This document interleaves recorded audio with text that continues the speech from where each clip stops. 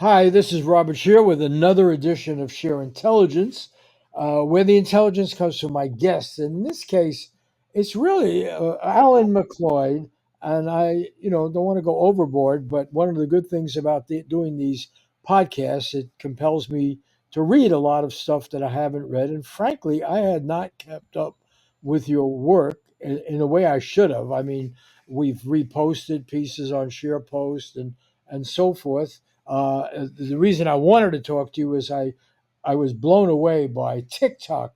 Chinese Trojan horses run by State Department officials, and But then I thought, all right, I got to learn more about Alan MacLeod. And I've read now, I don't know, 20, 30 things. I haven't read your two books yet. You just got a PhD not that long ago from Glasgow, right? University. That's Expert correct. on media and communications. And I must say, you are doing incredible work. And this last story, I mean, here we're all into, the China menace once again, as if Nixon, God, where is Richard Nixon when we need him? And Kissinger was starting this global war with China. And of all things, TikTok, I mean, how dare the Chinese produce a successful consumer product? And there's all this absolute hysteria. And Alan MacLeod here wrote an article for Mint Press News, which has a lot of really good stuff, and it's all about TikTok. Actually, has an awful lot of American CIA, State Department, deep state uh, people who. Well, what else is new? There's money to be made, but these people have gone to work there, and the whole idea that somehow this is a Chinese company that's going to steal our data, the spooks you got in here are largely, and you identify them by name and everything, from the American deep state. Take us and I also, it's like with Cy Hirsch's thing about blowing up the pipeline in Germany, and so the mass media basically ignores inconvenient truths here, and your story hasn't gotten the attention it deserves. So let's try here. Take us through it. Yeah, sure. Well, first of all, thank you very much for those kind words. It means a lot coming from you, such a distinguished journalist who has, blazed a trail for decades. Yeah, since I completed my PhD in media and journalism studies, I've been doing a lot of writing about the media itself. And one of the main projects and focuses of my work for the last 18 months or so has been exploring the connections between big government and big media. And what I found is that in virtually every case, any big social media company you want to name, be it Facebook or Twitter or Reddit or Google, or in this case, TikTok, is absolutely full to the brim of US national security state agents. And that's really quite ironic when we are talking about TikTok, because right now, the political conversation in the United States is it a Chinese Trojan horse or isn't it? Is it something that's stealing your data and giving it to the Chinese Communist Party or not? And there's a debate on that. But if you actually go to publicly available records such as employment databases like ZoomInfo or social media sites like LinkedIn, and you just do a little bit of digging and write something like TikTok CIA into the search bar, you will be greeted with absolutely dozens and dozens of hits of people working in the highest echelons of the social media company who have very spooky backgrounds, let's say. So, for instance, one we can talk about is Christian Cardona. He enjoyed a distinguished career at the State Department. He served in Poland, Turkey, Oman, and all over the Middle East during the 2000s and 2010s. In fact, between 2012 and 2013, he was the assistant to the US ambassador in Afghanistan, and he also had a role in organizing political and military affairs for the US in Iran. And in the summer of 2021, he left his job at the State Department to become product policy manager for trust and safety at TikTok, which is a position that on paper he's completely unqualified for. but it does give him an extraordinarily large amount of scope to change TikTok's algorithm and decide what we see and, crucially, what we don't see. Now, for many people under 30, TikTok is just some sort of silly little app where people, watch videos of other kids dancing. But it really is a lot more powerful than people think. 31% of Generation Z use TikTok regularly, and 9% use it for their number one source of news, which equates to tens of millions, if not hundreds of millions of people relying on this service, meaning it is one of the most powerful and potent sources of news that's ever been created. And when you start looking into the people who are actually pulling the strings at TikTok, it becomes clear that there are just an absolute host of people from the US national security state. I talked about Christian Cardona, but there are just tons of them that I talk about in my article. I mean, another one, for instance, is TikTok Trust and Safety Manager Bo Patterson, who was not only a Give me CIA the title targeting again. analyst. Wait a minute. Just give me the title again. The man who in TikTok in the United States has is what the trust? What's his title? Bo Patterson is the trust and safety manager for TikTok, one of For them. TikTok, for Yeah. U.S. TikTok. So he's not some Chinese communist. He's this guy from the American deep state. There is a deep state. He's there. This is public information, and he's there in this central position. Yeah, that's right. He was a CIA targeting analyst until 2020. Why And didn't anyone in Congress know this? Why didn't the New York Times, when it covered the congressional hearings, tell us this? That the fact is this group is infiltrated openly, publicly by people from the State Department, the CIA, and what have you. How could that have been ignored? well, almost nobody is covering this, but honestly, we like to think of Western countries as having free and open presses. But in fact, we talk about countries like Russia or North Korea as having state media, as state run media. But when you live in a corporate state, corporate media is de facto state media. And so when we talk about the New York Times or the Wall Street Journal or Fox News, I mean, they're basically just representing different sections of the international elite there.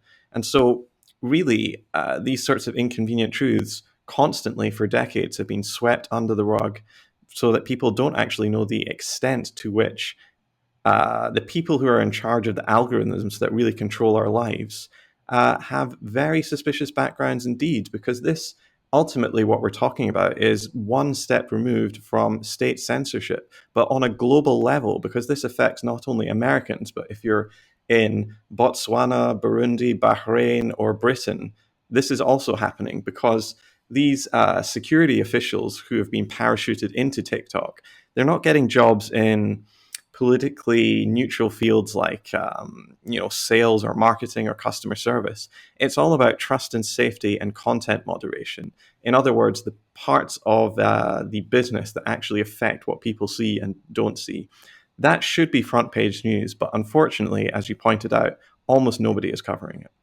But let me explain why I found your article so important. And it's not just only this article. You've done this kind of reporting for the whole infrastructure of our information now.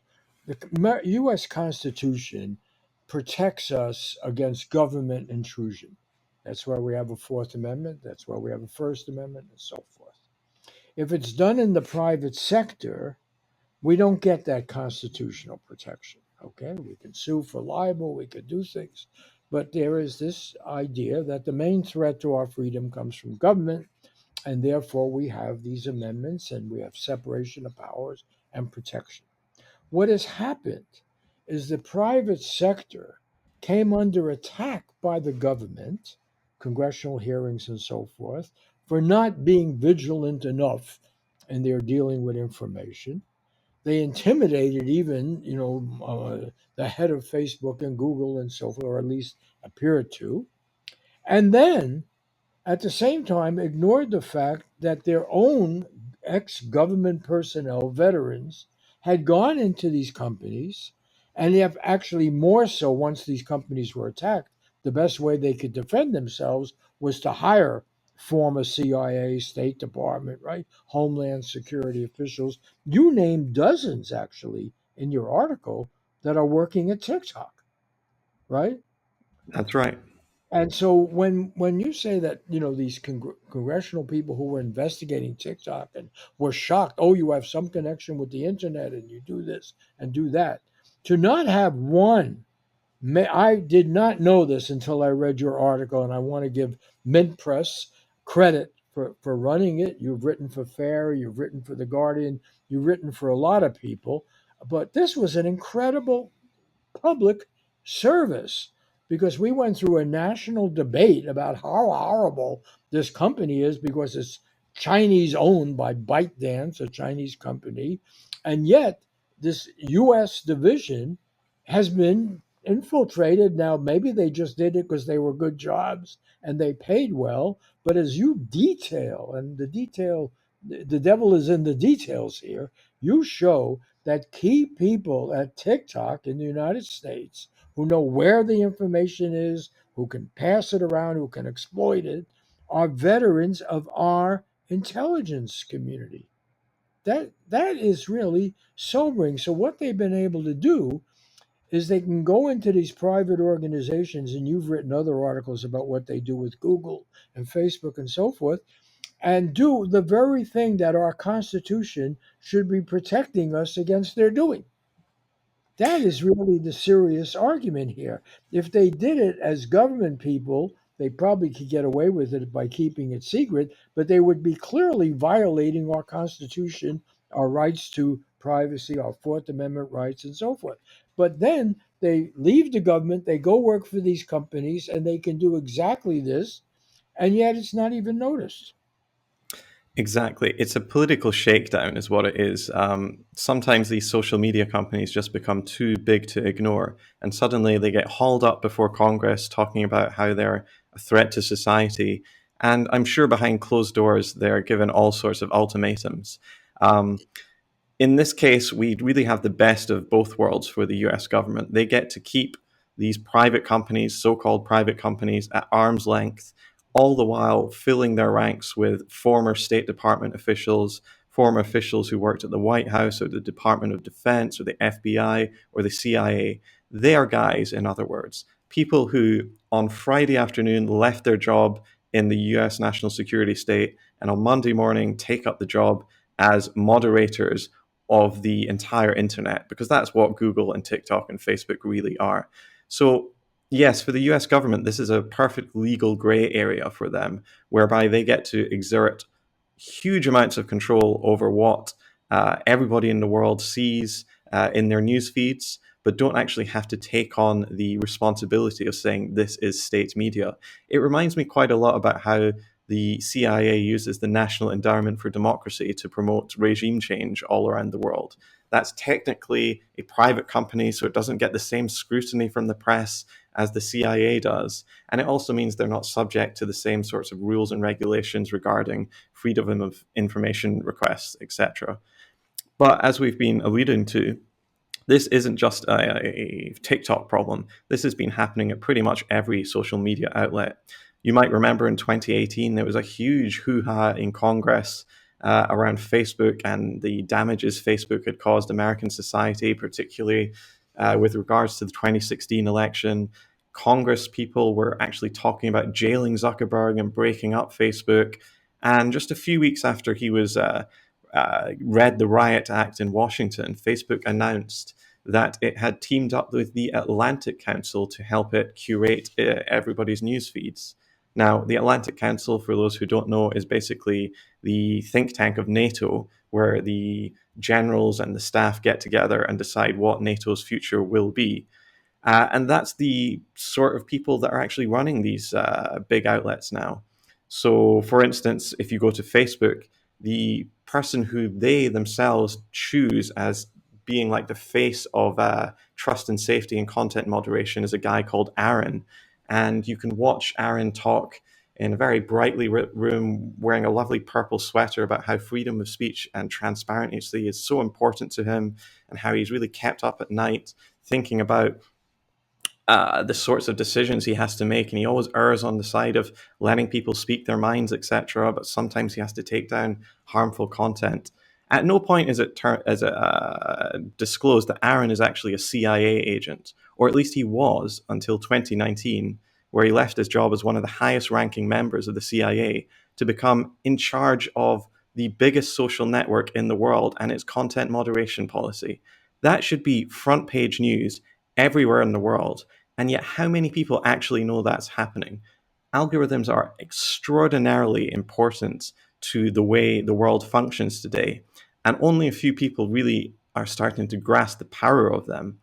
Facebook is absolutely full of these ex CIA guys. There was another Berman, Deborah Berman, who spent, I believe, a decade working for the CIA on matters to do with Syria in the 2010s, and then immediately gets dropped into a trust and safety management position.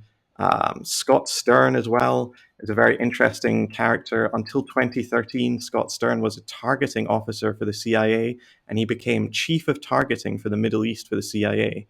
Now, if you're thinking, what does that mean? Does that mean like deciding which Afghan weddings get droned? Yes, that is exactly what I mean. But today, instead of targeting, Yemeni civilians, he is now senior manager for risk intelligence at Meta, and he is, weeding out misinformation and malicious actors all over the world on this platform, which is just an extraordinary thing to happen. I'll give you a thought experiment. Imagine if TikTok was full of people from the Russian FSB or the KGB who were just being dropped into positions of power to make sure that they influenced what Americans or British people or anyone around the world saw in their news feeds. We would immediately see this as an absolutely blatant state interference over the means of communication. But because this is happening in the US, people don't really bat an eyelid. And in fact, most people have no idea this is going on. Well, but they're now being told that they may not, certain states actually are saying you can't access TikTok. Or if you work for the government, you can't use it, that it should be banned. You should be deported if you're the CEO and you say something to Congress they don't want to hear. Let's take away his right to come here. He's not even Chinese. He's from Singapore, the CEO. And you have this, the great defense of capitalism in relation to freedom is supposed to be that people who want to use the market reach customers, and therefore you will have diversity of ideas and products and so forth. What these people have been able to do is actually exploit the illusion of freedom in the market, at the same time turn it into an instrument of the total state. It is absolutely startling. Yes, if there were Chinese agents, one you found, that would be the end of TikTok, but you could have dozens of top CIA, State Department, Homeland Security people leave, as you say, their job in Washington, go over to TikTok, was supposed to be a Chinese company, and they make decisions. And this is happening about Google. They make decisions about what people get to see. I want to get to like of course, I did go and read, I don't know what, 30 different things you wrote. And so I want to take advantage of that. Really, what we're involved in now is the destruction of what was the good part of the internet. It was the Wild West. It was free capitalism. It was, you could be out there. Yeah, there'd be a lot of junk. There'd be a lot of exploitation. There'd be a lot of wisdom. It was the best and worst of all worlds. And publications, Mint Press that you've written for, Fair, all of these different ones, right wing, left wing, independent, could find a big audience.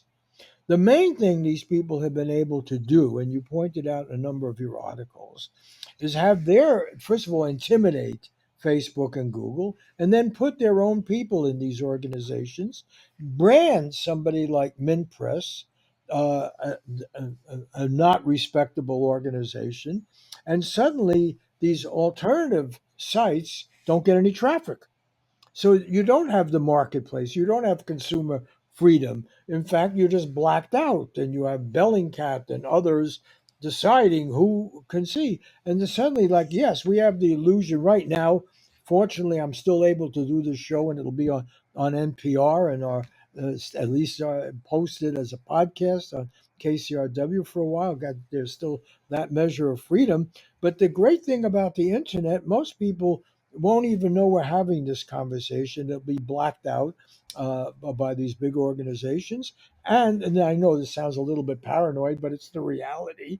And even the independent voices we had, the Glenn Greenwalds and others, Matt Taibbi and everything, they're now doing behind paywalls in order to be able to make a living. I don't blame them, but the fact is, the internet has been neutered, and you're actually outlining just exactly how it's happening. These people can go in, and suddenly you're not getting Facebook traffic, and the Facebook readers don't know you even exist. That's right. If you go back to 10 years ago, it was kind of a wild west on the internet.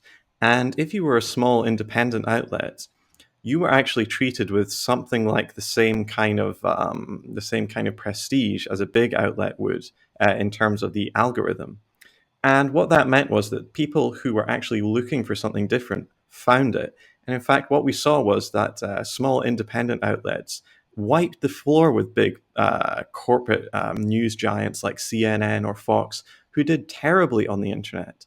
And one of the reasons is that you went to the internet to get away from what you saw on the television because you didn't want to just see the same monotonous tripe from a bunch of different corporate news outlets. And so it was a time when we could build audiences quite well and build brands and actually, try and, affect the public sphere. But this really changed in the wake of the 2016 election when the Clinton campaign, the corporate media, and the US government and national security state coalesced around the idea that fake news was responsible for the demise of Hillary Clinton and the victory of Donald Trump. Now, of course, there was an absolute ton of stupid nonsense on the internet, but that wasn't really the reason why Clinton lost. We could go into that.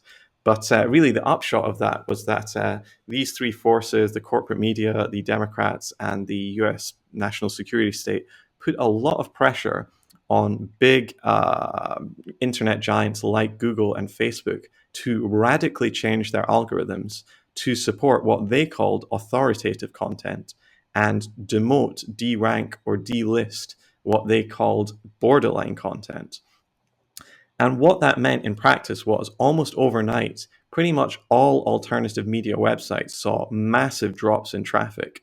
So, for instance, Mint Press, where I work, lost more than 90% of its Google traffic overnight and more than 99% of its Facebook traffic overnight. Now, can you imagine what that does to a media outlet when they lose that sort of audience? We don't know the numbers of how many alternative media outlets went to the wall because of these algorithm changes, but it must have been absolutely huge. And it wasn't just Mint Press that suffered this, it was all across the board. Democracy Now! Lost 36% of its Google traffic overnight. The Intercept lost 19%. And in fact, there was an interview with Mark Zuckerberg in the Wall Street Journal where he revealed he even personally decided to suppress Mother Jones's reach because of its left leaning bias. Now, if you read Mother Jones, it's a very sort of liberal and milk toast outlet. But if that's the sort of company that is getting suppressed by Facebook, specifically on ideological grounds, what do you think is happening to more radical outlets? They are getting absolutely suppressed and just buried by the algorithm. So you won't find us in the first two, three, four pages of Google searches. And that is actually a much more effective tactic of censorship because you get to reduce a company's reach by 90 plus percent, but you don't get those outraged headlines saying that the government is destroying companies, going into their offices and smashing up the computers or anything. And so No, we've got right. a sort of beautiful kind of censorship here, where it's an almost censorship. You can still find us, but only if you know where you're going. Well, yes, and it's extremely effective because you still have the illusion of a free market, of a free, the old system, the heady days of the internet, and I was editing Truthdig back then. We won, I think, 6 Webby Awards for best news site, and I won a Society of Professional Journalism award in 2011 for exposing stuff about the banking bailout and all that. And so you had a market in which, if you did good work, which I'm here to praise your work, Alan McCoy, it's really worth following. You in the with the old sort of Adam Smith notion of a free market and an invisible hand, readers could find you, and presumably Google and was a neutral agency, even Google News, right? And a lot of people find this interesting. You might find it interesting. That was the whole idea of an honest algorithm. Instead, they came in and they rig it. And they say, no, we don't want inconvenient truths. We don't want inconvenient news. And we will simply blacklist it.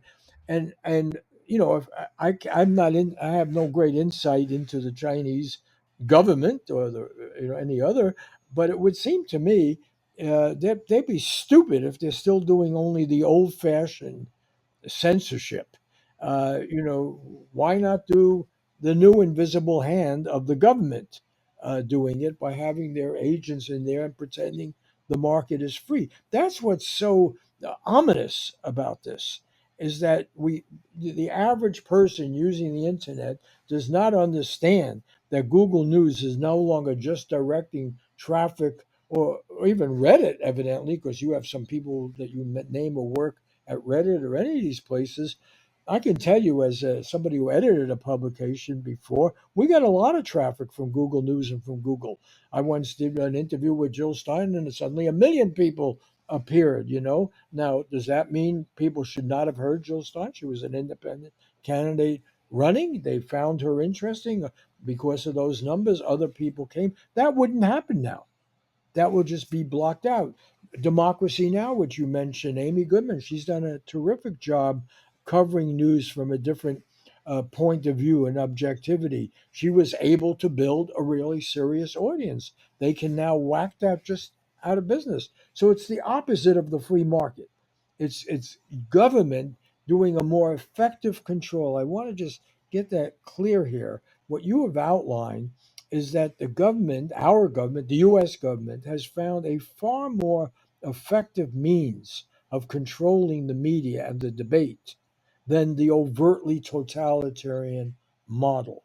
In the old Huxley Orwell debates, you find that Huxley was right. It would be subtle, it would be deception, it would be drugs rather than the stiff hand of the state, as long as they can do that. If it still doesn't work, of course, they'll arrest everyone they don't like.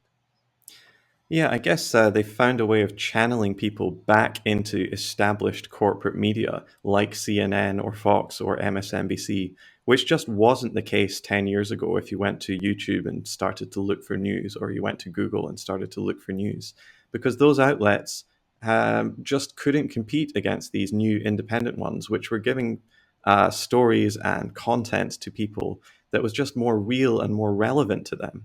So I guess it's a bit like how the US government loves the free market until they're not benefiting from it. It kind of reminds me of how in the 1980s Japanese technology begun to sort of outcompete the US stuff, and so the US imposed all sorts of trade barriers and tariffs on the Japanese economy, from which it still hasn't recovered to this day, or how the US government is trying to ban Huawei 5G technology because its domestic producers like Qualcomm just cannot compete with the sort of Chinese stuff, or how Alstom, the French company, got into loads of pressure from the US government.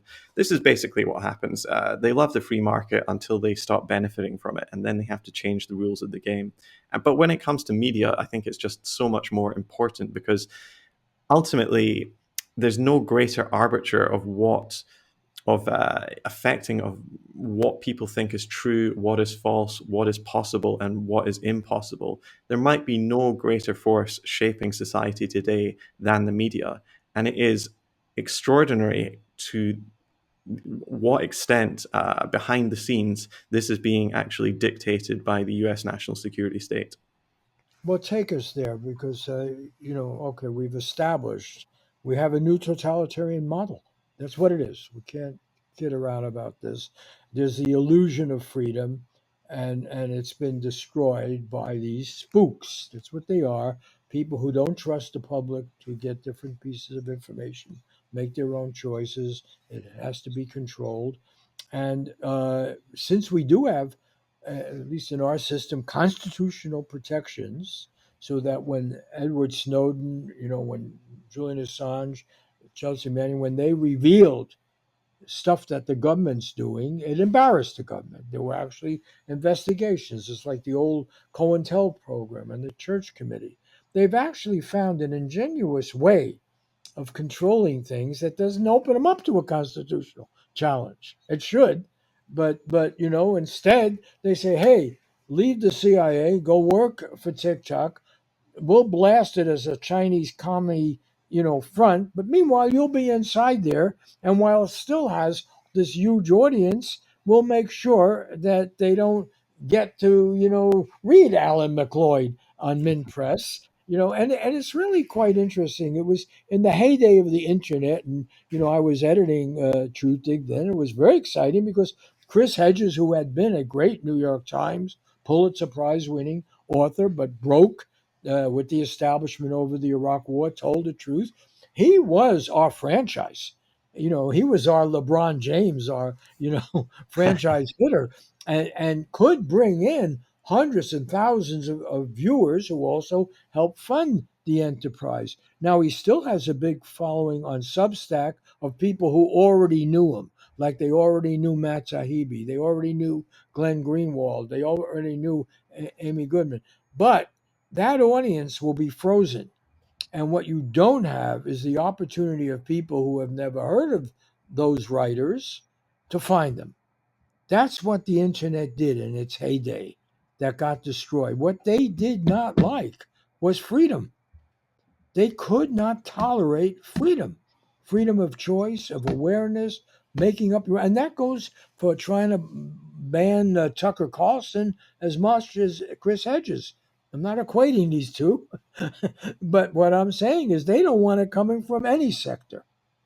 That's really what it is. They don't want freedom. And take us through some of these, personalities. I mean, people might think we're just spinning this, but I was blown away reading.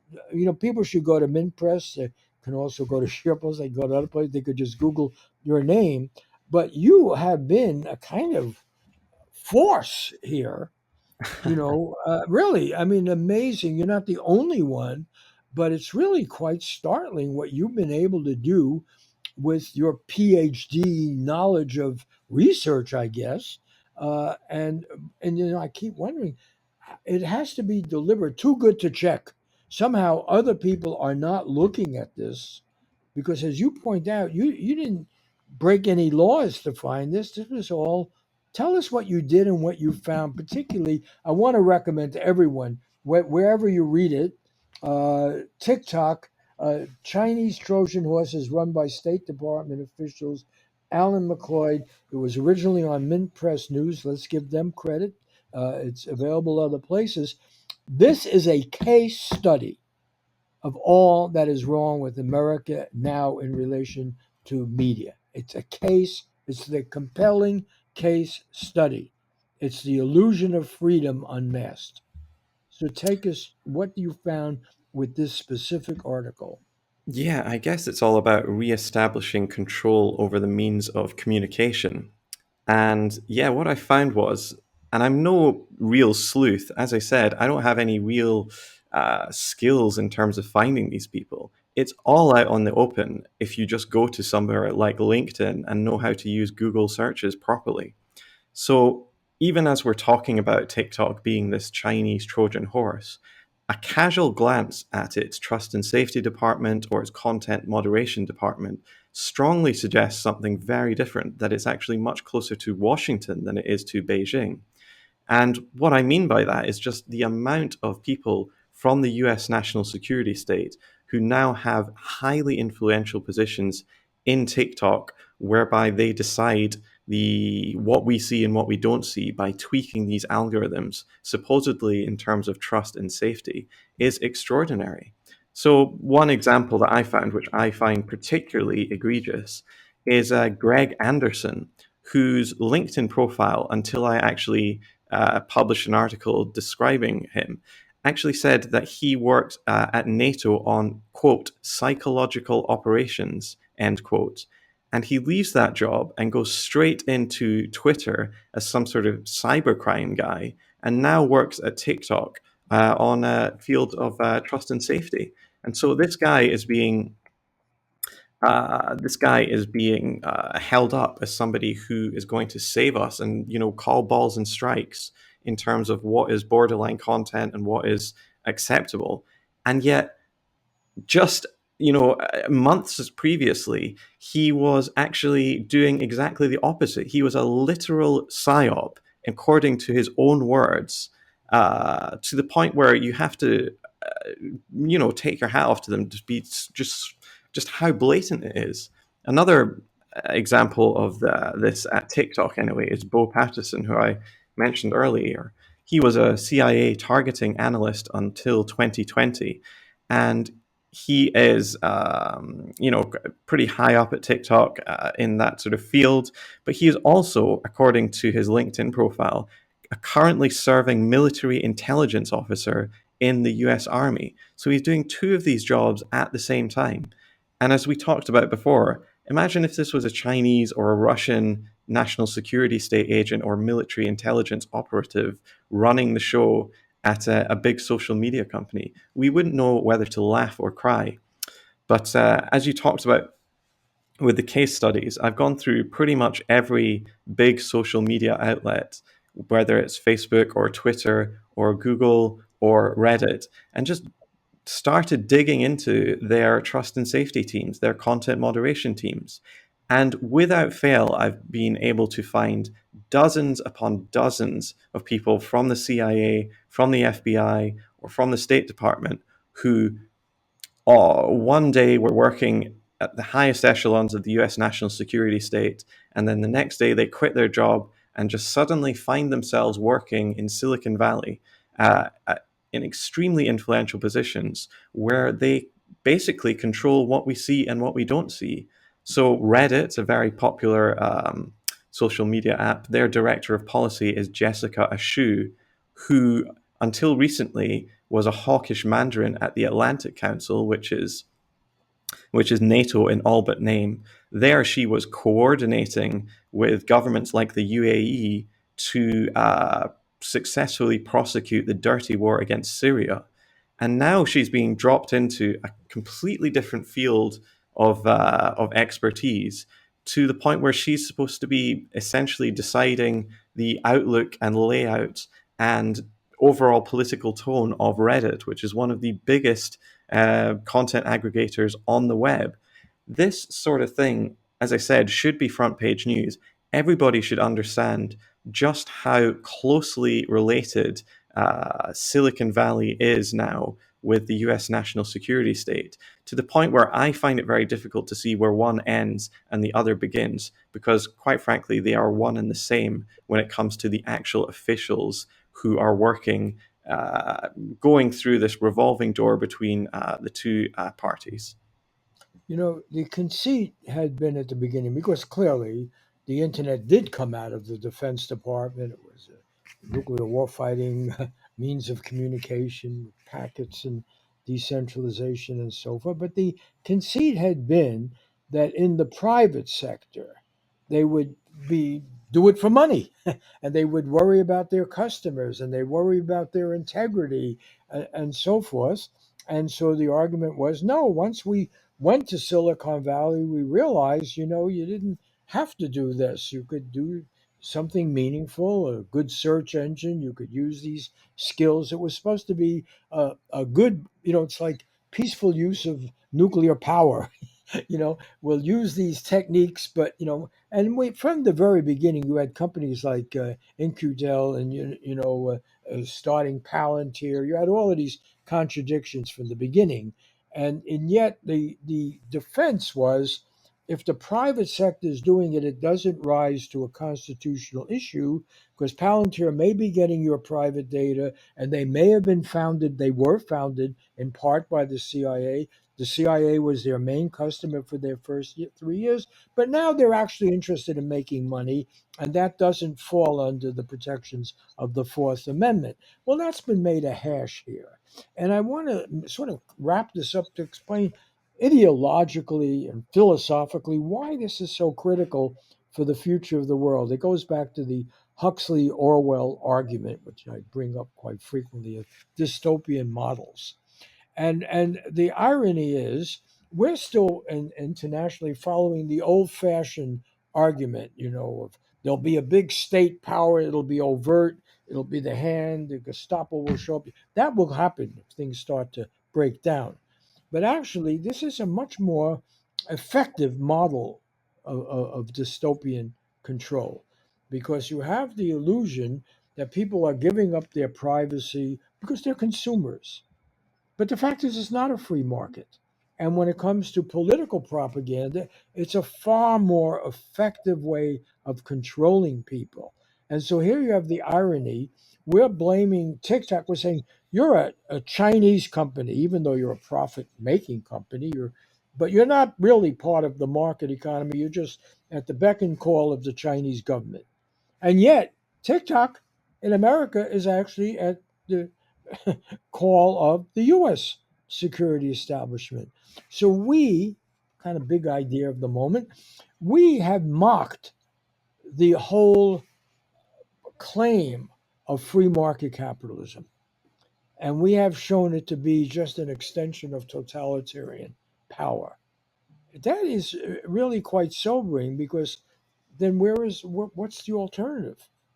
I mean, well, shouldn't people in the Chinese government just say, hey, why don't we just do what they do in the United States? We'll just put people in there and pretend they're just there as a occupational shift, right? They're not really with our secret police. They're now actually working at, right, TikTok.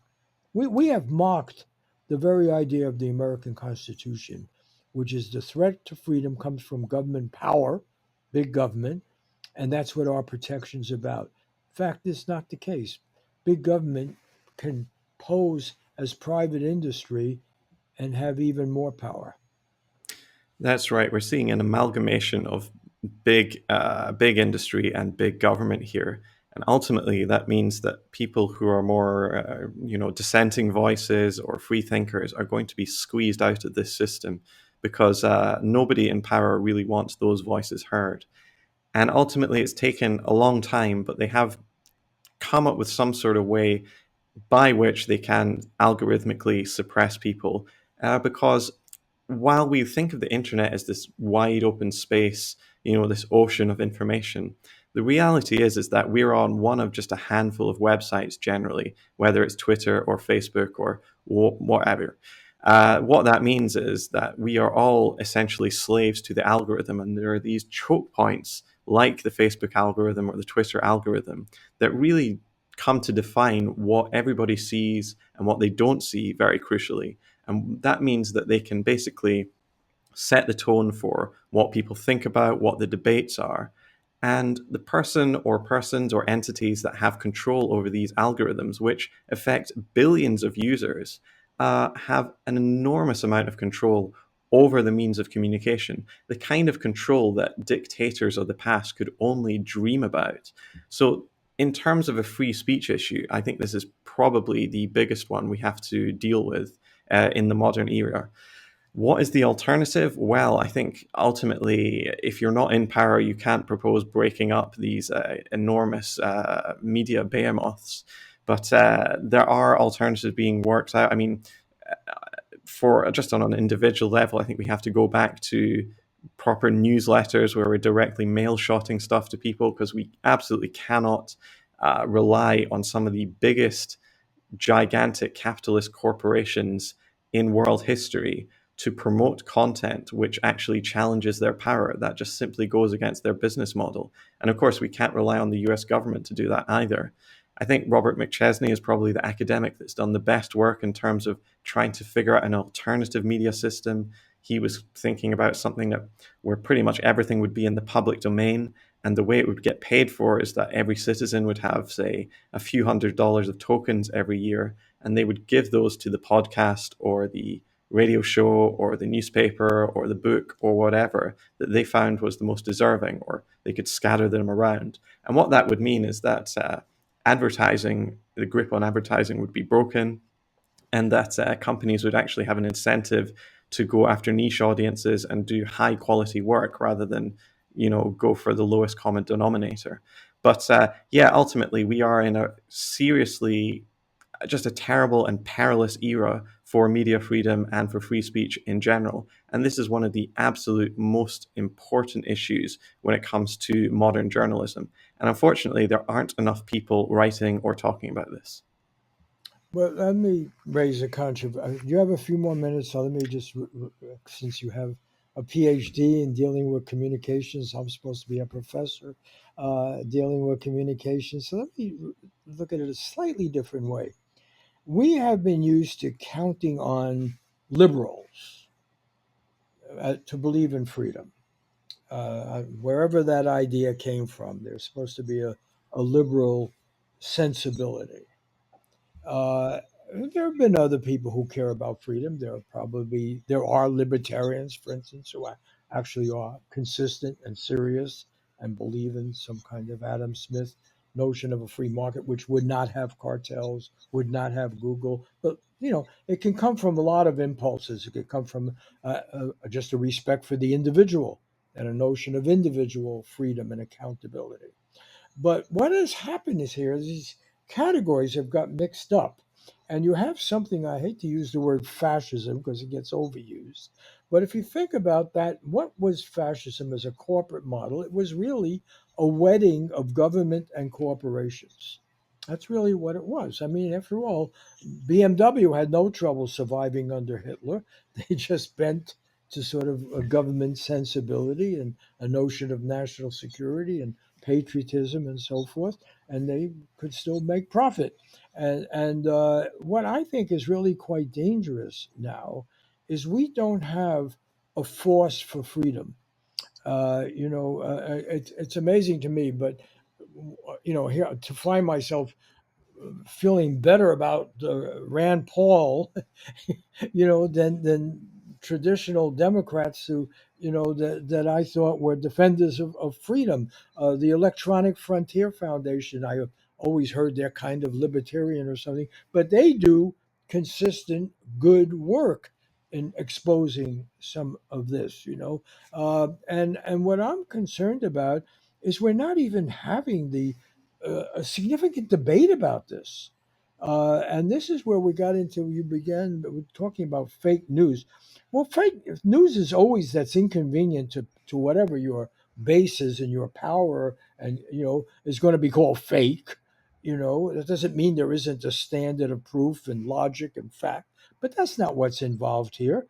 The fake news that dominated us for the last 20 years was George W. Bush and his weapons of mass destruction and the out connection between Iraq and Al Qaeda, total lies. And you had decent people like Colin Powell that advanced those, and nobody talks about that as fake news. Fake news came to be when Julian Assange revealed actual truths, right? Edward Snowden.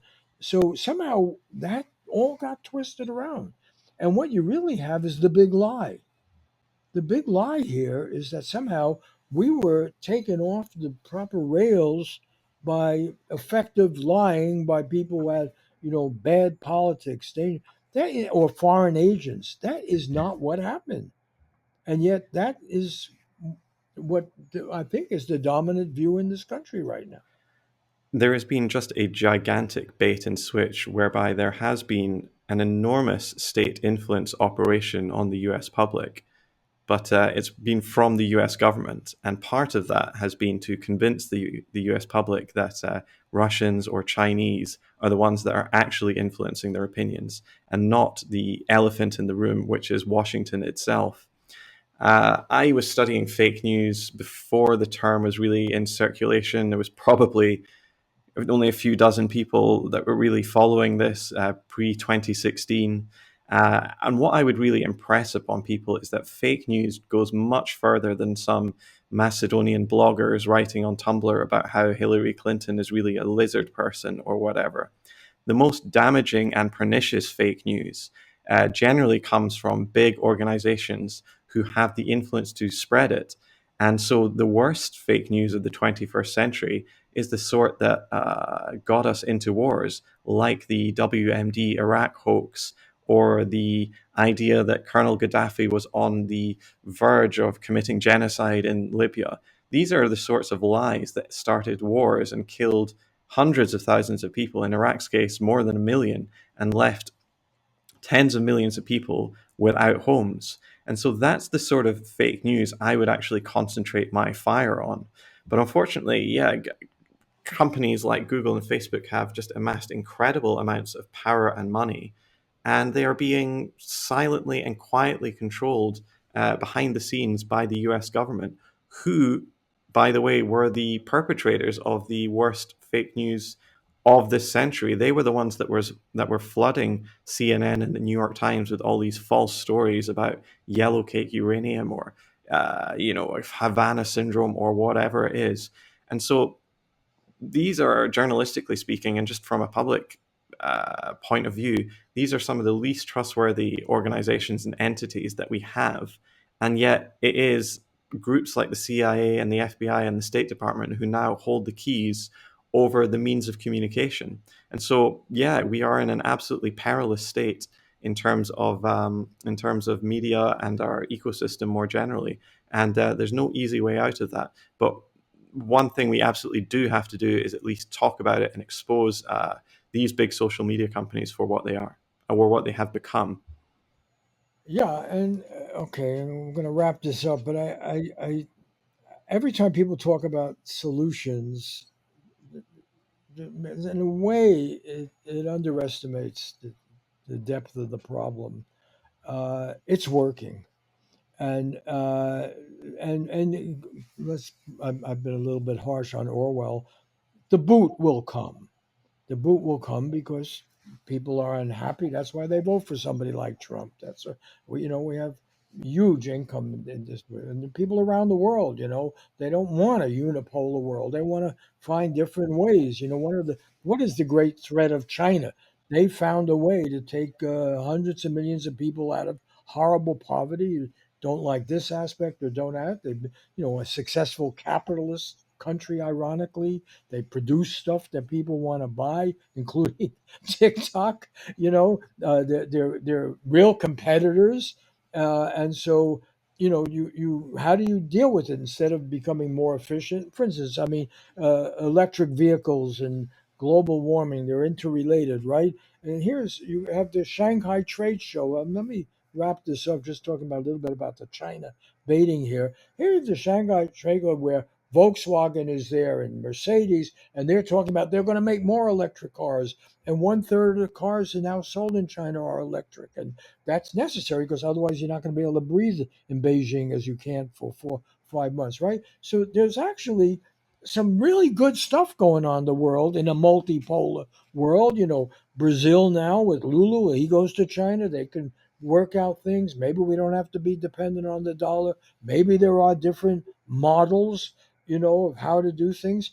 And what is really at issue here is the old, project for New American Century, where they singled out China. They don't want competition, and they're doing what Orwell said: you invent an enemy, you invent enemies. That's what this TikTok thing is about. And unfortunately, instead of calling these people out, which is what Google and Facebook should do, because they know TikTok is not any danger. It's a danger maybe to their profit, to have this kind of competition from a Chinese company. But the cynicism here, which is really, you don't want an open free market of ideas or products, because look, we went through this pandemic and most of what we ordered on Amazon was made in China. And now we're going to say they're the evil empire? It's nuts. It's absolutely nuts. And the very people who 25 years ago with inventing the Project for a New American Century, the neocons, they are actually now the dominant force in the Democratic Party. They used to be more on the Republican side. Now they're there. They're the same cast of characters. And what they need is what Orwell warned us against. They need an enemy. And that enemy can excuse their errors, their mistakes, their lack of program. But boom, we're going to go. And that's what makes it so dangerous. I'll let you have the last word on this. I don't want to force you into seeming to agree with me, but that's how I see it. And that's why your articles have moved me so much. It's so, what you revealed is so odious, so frightening, so manipulative. Yeah, I guess this is one aspect that we haven't touched on. And I think the real context behind a lot of the hysteria about TikTok is that there is one majorly declining power in the world and one rising power. And we all know which one is which. We've seen, even over the past few weeks, major shifts in world politics, whether it's the wave of countries pushing towards de-dollarization, which would have serious impacts on both the US economy and its ability to project its economic power around the world. We saw Florida Senator Marco Rubio warn that if countries continued to go along this trend of de-dollarization, which means using their own currencies rather than the US dollar for international trade, it meant that they couldn't shut countries that they didn't like out of the world system and sanction countries into death, like they have with Cuba or Iran or Venezuela or any number of other ones. And so, really, it's been now more than a decade since the United States really identified China as the rising threat. We saw this with Obama's supposed pivot to Asia in the early 2010s. This was ramped up by Trump with his China fear mongering, and it's continuing under Biden, who is, establishing military bases, encircling Beijing, and preparing for a war that most people certainly don't want. But unfortunately, the propaganda has been very, very influential in the US, at least. As recently as 2018, a majority of people, according to a Gallup poll, saw China in a positive light. But the most recent update to that poll showed that now only 15% of Americans consider China or Chinese people in a positive light. And the large majority see it as a threat or an enemy. And that really shows just how well propaganda works, whereby an entire population can be ramped up even to the point of almost accepting a future world war on the basis of yellow peril and red scare. And that is really going to be one of the two defining features of the 21st century, the early part anyway, is one is climate change and two is this US competition with China. So we're all going to have to watch it whether we like it or not. You know, the irony here is that when we were in the real Cold War and McCarthyism and hysteria, you had a liberal camp, including some moderate Republicans, even Eisenhower himself at critical points warned about it, where people pushed back and said, no, this is Orwellian. You are inventing, you're exaggerating the enemy. And, there were real differences and there were real power on the other side. And there was Sino-Soviet dispute. It was fragmented, but nonetheless, overtly totalitarian, authoritarian governments and big machinery of war and so forth. Now you have this crazy situation where this communist threat of China's turned out to be a threat in the marketplace. They they kept us alive in the pandemic. And so instead of saying, well, maybe that's a good thing. After all, there's a lot of people that would have was starving in China now, can travel, can eat better. Maybe that's a good thing. Maybe other countries should do that. No, we are doing exactly what Orwell warned about. And the irony in this, I want to get back, conclude by telling everyone to read this story. And, let me praise Mint Press News for printing it. We also have it on our website, but forget that. Alan MacLeod at Mint Press News. TikTok, Chinese Trojan horse is run by State Department officials. The reason this article is so important is TikTok doesn't make nuclear weapons. and they don't make tanks, and they don't make poison gas. Okay, so here is an example of a company you can say, well, it's amusing us to death, or it's distracting, or it's consumerism, or it's this, or it's invading our privacy. Welcome to the internet. All of these companies get your private data and try to make more money. How in the world did TikTok get to be the menace to freedom?